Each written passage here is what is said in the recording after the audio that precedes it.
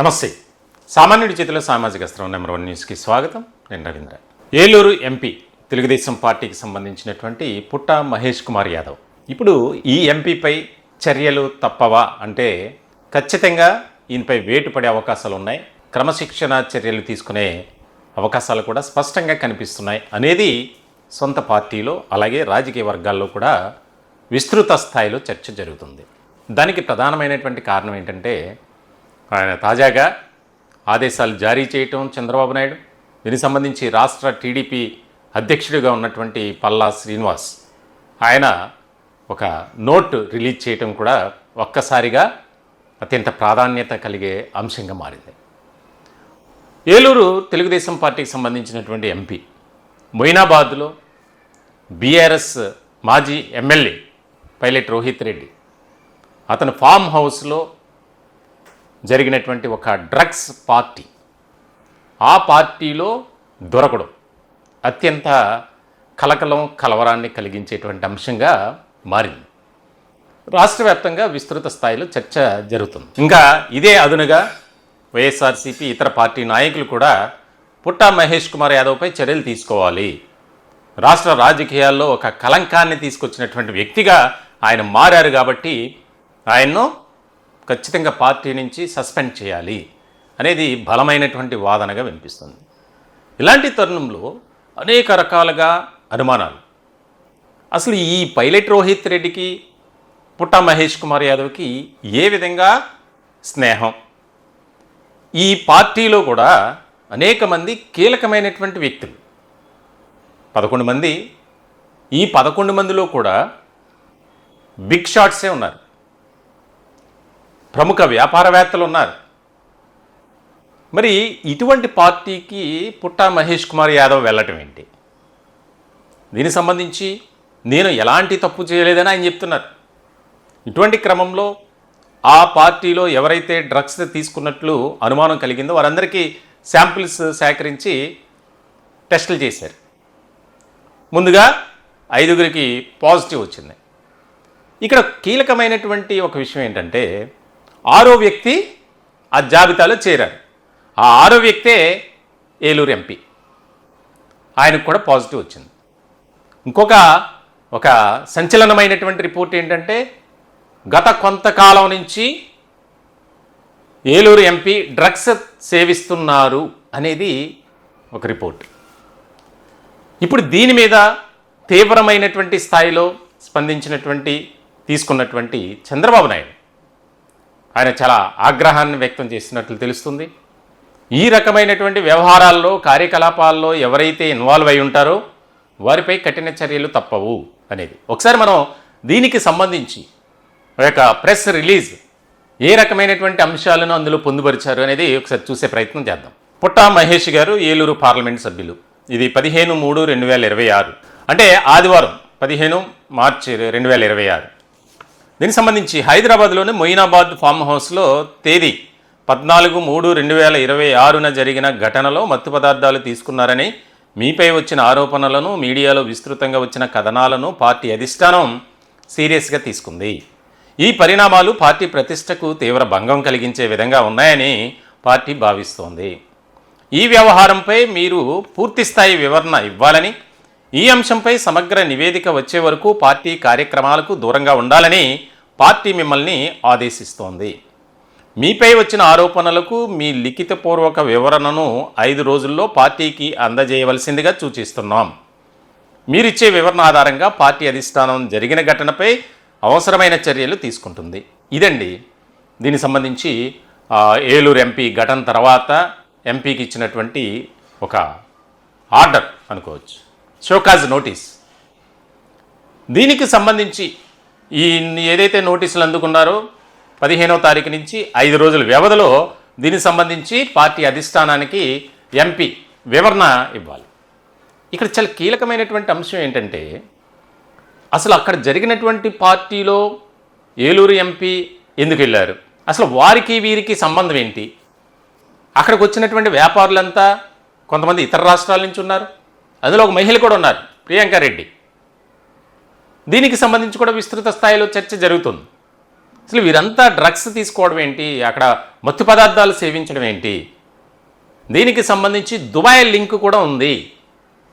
ఈ గ్యాంగ్ ఎంత అంటే వీరంతా కలిసి దుబాయ్లో కొన్ని వ్యాపారాలు చేస్తున్నారు, అంటే వ్యాపార భాగస్వాములు.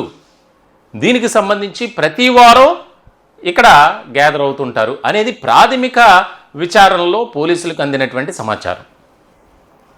ఇంకా కూపీలాగుతున్నారు.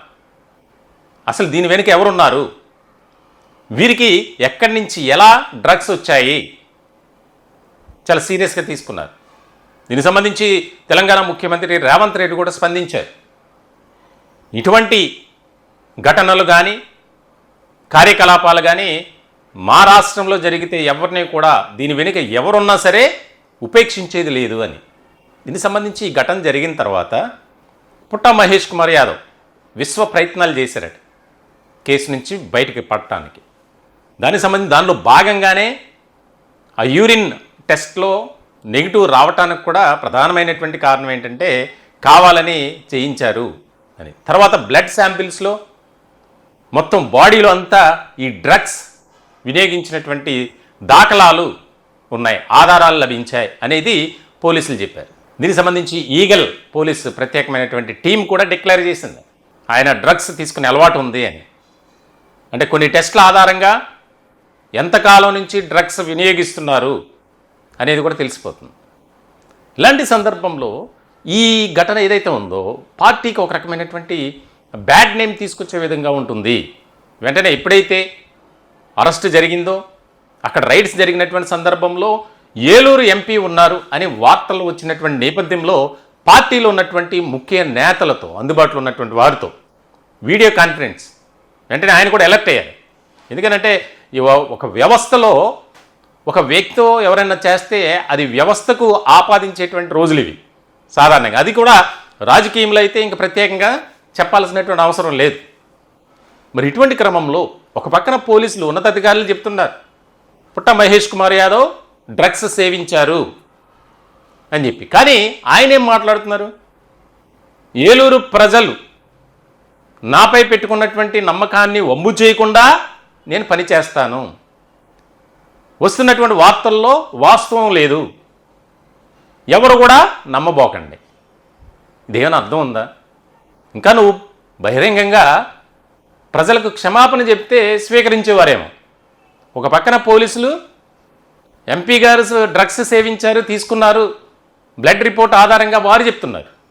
మరి ఈయనేం చెప్తున్నారు, ఒక వీడియో రిలీజ్ చేశారు, నాకు ఎలాంటి సంబంధం లేదు, డిన్నర్ పార్టీ అంటే వెళ్ళాను, డ్రగ్స్ అక్కడ ఉన్నట్టు నాకు తెలీదు, మీడియాలో సోషల్ మీడియా వేదికగా వస్తున్నటువంటి వార్తల్లో నిజం లేదు. చూడండి, కావాలంటే మీరే వినండి ఆయన ఏమన్నారు. అందరికి కూడా నమస్కారాలు. ఏలూరు ప్రజలకి అలాగే ఆంధ్రప్రదేశ్ ప్రజలకి అందరికి కూడా నమస్కారాలు. ఇవాళ నేను ఎక్కడ కానీ తప్పు చేయలేదు, మీ అందరికీ నేను చెప్పుకోవాల్సిన అవసరం ఉంది. అలాగే నిన్న ఎన్నో రోజుల నుంచి అక్కడ ఉండే పర్సన్స్ నన్ను కలవడానికి వాళ్ళందరూ రిక్వెస్ట్ చేయడం వల్ల నాకు నిన్న కుదరడం వల్ల వాళ్ళ డిన్నర్కి వెళ్ళడం జరిగింది. ఆ డిన్నర్లో ఎక్కడ కానీ నేను తప్పు చేయలేదు. మీ అందరికీ కూడా మళ్ళీ తెలుపుకుంటున్నా, ఎప్పుడు కూడా ఏలూరు ప్రజలు నా మీద పెట్టుకున్న నమ్మకంని ఎప్పుడు కూడా ఉమ్ము చేయను, ఎప్పుడు కూడా తప్పు చేయనని మీ అందరికీ తెలుపుతూ, అలాగే మీడియాలో వచ్చే కథనాలు అలాగే సోషల్ మీడియాలో వచ్చే కథనాలు ఏవి కూడా నమ్మొద్దండి. ఎప్పుడు కూడా నేను నిజాలే చెప్తాను, అబద్ధాలు చెప్పనని మీ అందరికీ తెలుపుకుంటూ అందరికి కూడా నమస్కారాలు, ధన్యవాదాలు. అదండి పరిస్థితి. తప్పు చేసిన తర్వాత ఆ తప్పును మళ్ళీ మళ్ళీ చేయకుండా ఒక రకమైనటువంటి పశ్చాత్తాపం అనేది ఉండాలి. కానీ నేనేం చెప్తున్నారు, నాకు ఎలాంటి సంబంధం లేదు, నేను డ్రగ్స్ తీసుకునే అలవాటు లేదు. మరి పోలీసులు ఇచ్చినటువంటి రిపోర్టు అంటే వారు తప్పుడు రిపోర్ట్ ఇచ్చారని చెప్పాలా?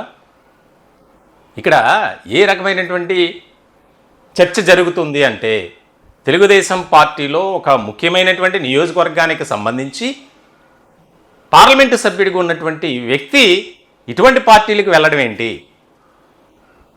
అనేది ఒక చర్చ. తన తండ్రి ఉమ్మడి కడప జిల్లా మైదుగురు అసెంబ్లీ నియోజకవర్గం నుంచి తెలుగుదేశం పార్టీ శాసనసభ్యుడిగా ఉన్నారు. మరి ఈ రకమైనటువంటి వాతావరణం వెంటనే ఆ తండ్రి కుమారుడితో ఇద్దరితో కూడా మాట్లాడారట. దీనికి సంబంధించి చాలా కీలకమైనటువంటి పరిణామాలు చోటు చేసుకునే అవకాశాలు అయితే స్పష్టంగా కనిపిస్తున్నాయి అనేది పార్టీ వర్గాల్లో కూడా ఒక రకమైనటువంటి చర్చ జరుగుతుంది. మరి ఏ రకమైనటువంటి పరిణామాలు చోటు చేసుకుంటాయి? దీన్ని సీరియస్గా తీసుకుంటారా, లేక మొదటి వార్నింగ్గా హెచ్చరికగా తీసుకొని ఆయన్ని సెటరేట్ చేసే ప్రయత్నంలో భాగంగా చంద్రబాబు నాయుడు ఏమైనా ఆయనకి కాస్త డోస్ ఇస్తారా అనేది చూడాల్సినటువంటి పరిస్థితి. మొత్తానికైతే ఈ డ్రగ్స్ వ్యవహారంలో అసలు వీరికి డ్రగ్స్ ఎవరు తీసుకొచ్చారు, ఎక్కడి నుంచి వచ్చాయి, ఎలా వచ్చాయి అనేది కీలకమైనటువంటి అంశం. ఏదైతే ఈగల్ టీమ్ ఆ ప్రాంతానికి వెళుతున్నటువంటి క్రమంలో తెలుసుకున్నటువంటి పార్టీలో ఉన్నటువంటి మంచి మత్తులో ఉన్నటువంటి వారు ఒక బ్యాచ్ కాల్పులు కూడా జరిపింది గాల్లోకి.